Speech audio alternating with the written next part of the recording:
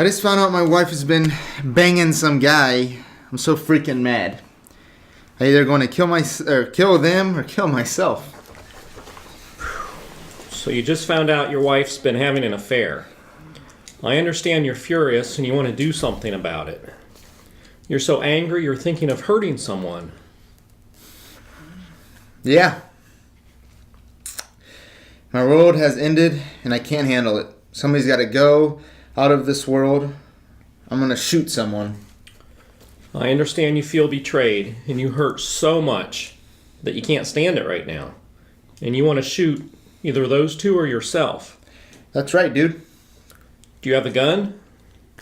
I have a gun at home, but I'm not sure if I have any bullets. I think Walmart carries the right ammo, though.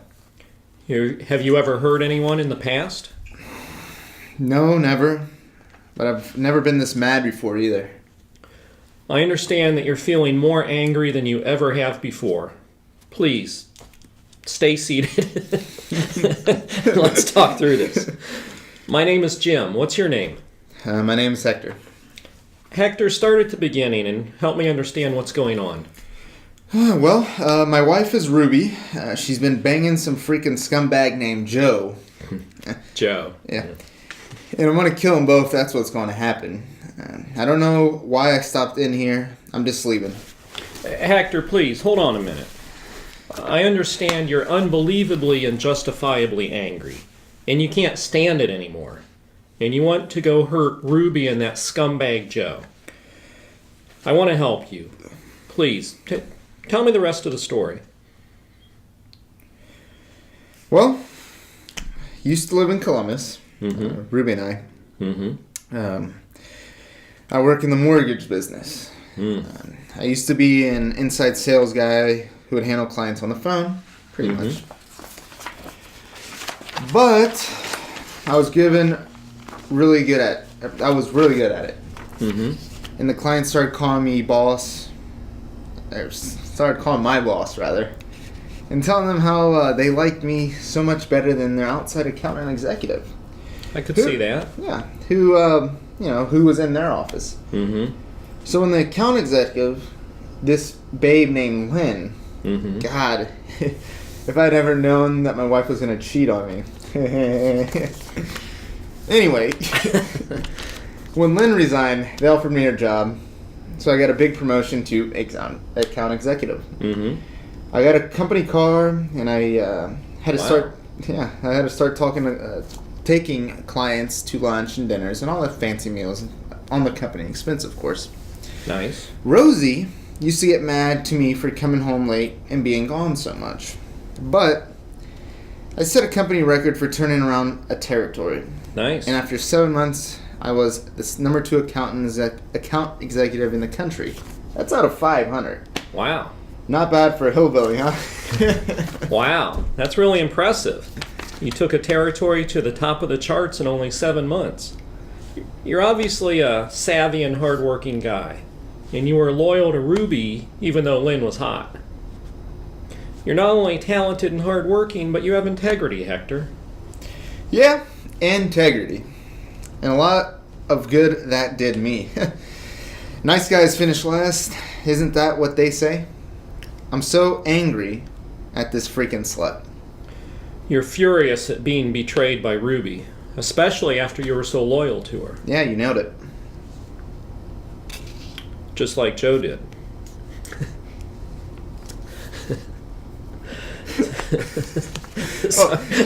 We'll have to edit that. You say it. Say just like Joe did. Starting from the... Just like Joe did. So what happened next?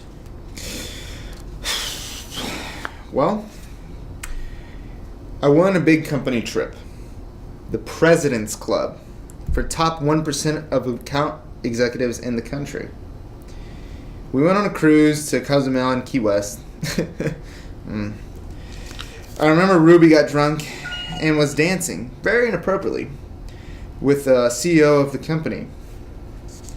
We got in a big fight, and the last half of the cruise sucked, pretty much. At the big at the big awards dinner, they took a picture of each couple. Ruby looked hot in her dress, and I was in my suit. It was a great picture. We looked good. Mm-hmm. But I was so mad when she wouldn't listen to me and stopped acting like a fool with the CEO. I went back to our cabin and ripped the picture in half. I threw it in the toilet and I took a big shit on it. And didn't flush it. I left it so she would see it. I should have seen this coming back then. So you're mad at yourself and her for the way she embarrassed you on your big trip. Yes! I worked my ass off for her and our 2 kids. And was my one moment of recognition for putting in so many hours of hard work. And how does she repay me? By getting drunk, twerking on the CEO. Twerking. You're livid at how she embarrassed you in front of your coworkers and tarnished your big night. Yeah. So at the end of the cruise, my boss's boss, Mm-hmm. the big guy, Yeah. comes up to me and says he wants to talk to me. So there we are, sitting on the top deck of the luxury cruise in the Caribbean. It's February and Columbus just got hit with an ice storm. But on the boat, it's 85 degrees. And we're sitting in our lounge chairs, smoking Cubans, of course, watching the girls in the pool. That's on top of the deck of the ship. So anyways, he asked me if I'd consider a new opportunity. And I'm like, yeah, of course. So he tells me of the new division they want to open and how I'd be his boss. I'd be named his boss. Who was like the freaking Godfather. Mm-hmm. As a top contender. It would be a big promotion, big salary bonus, big salary increase, becoming management, etc. All the whole 9 yards. But I would have to move to Cincinnati. It's very impressive that the big boss thought of you first. Yeah. I'm like, Cincinnati? They're like half Leonard Skinner down there, a bunch of Nazis. Oh, but he tells me to work my ass off for a year, and then we'll have to move one more time to Rochester. I will get a big job, a full vice president. I'd be the first person ever to make full VP before they turn 30. Wow, you're quite a guy, Hector, and I see why you moved to Cincinnati. How did the kids take the move? It was a little rough on Henry, but he adjusted quickly. But Ruby... What did Ruby think of the move? At first she was skeptical. Always. But after I told her how much money we'd have, she was all in. She was a school teacher, started out young and eager to make a difference and to save the world. She got a job in the most district... Oh, excuse me. Edit. She got a job in the worst district in the inner city. All the kids from their projects, you know. After 2 years, she was like, screw it, it's hopeless. So, she was all ready to move to the suburbs and enjoy life again. Tell me about the move. Well, we moved here last summer. Ruby and I fought a lot. I was stressed with my new job and putting in a lot of hours. She found a new job teaching right away, though. But I remember it was last August. We got into a big fight about something. We were yelling and mad at each other. It was around dinner time and there was a big thunderstorm going on. Anyway, she started crying, went out on the front porch. And I remember this clearly. For the first time in our 11-year marriage, we were just kids. We were just kids when we got married. I did not go to her. Left her right out on the porch. Usually I would have consoled her, but this time I was too spent. I was frazzled. I told myself, F her. What happened next? Well, after that, things got worse fast. We fought a lot. Something was different now. We started talking about divorce, not like couples do when they are really mad, but don't mean it. We were seriously talking about divorce. So it was in October that it hit me. Holy crap, we're really getting divorced. And I thought of our kids and growing old and The reality just smacked me, pretty much. You were scared of what divorce meant. Yeah, exactly. So I went to Ruby and I apologized, begged for her to start fresh with me. Wow, that took a lot of courage. Yeah, well, it worked. Or so I thought at the time. So what happened next?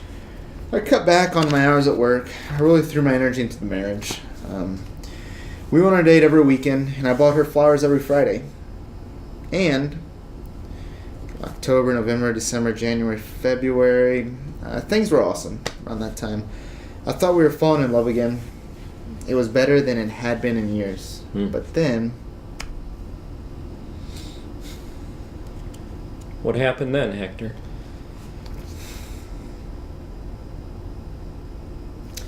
So we started fresh in October, and things were great into February. Then I found out that she's been banging Joe since September, the month before we started fresh. That must be really painful. And now you're embarrassed and angry that she's horribly betrayed you. You mentioned that you have kids. What are they like?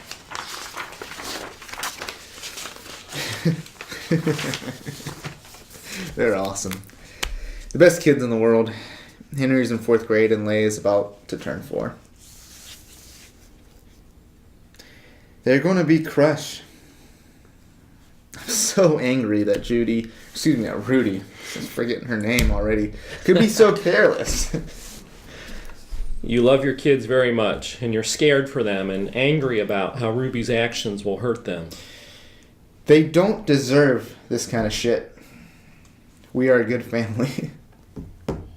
You ache for the pain that you're worried your kids will endure over this. I don't want my kids to hurt. What will happen to the kids if you kill Ruby or yourself? Ah! God damn it, Ruby. I freaking hate you for what you've done to our kids.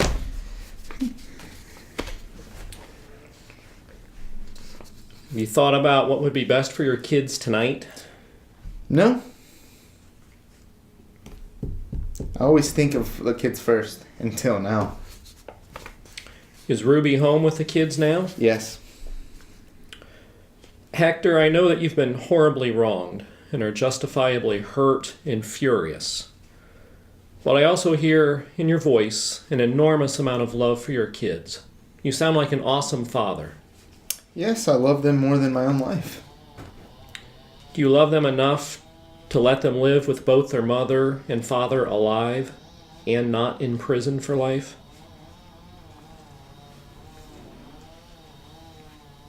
Yes.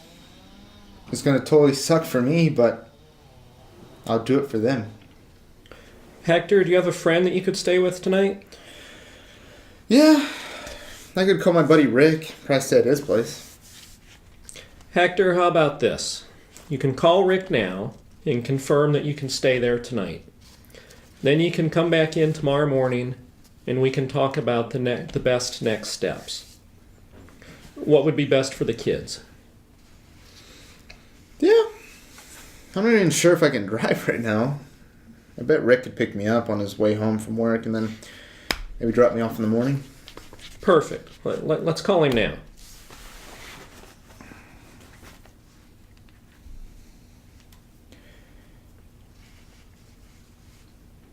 Hey, Rick, hey man, do you mind if I stay with you a couple of days, maybe a day or two? Okay. Alright, you want to pick me up? I'll text you the address.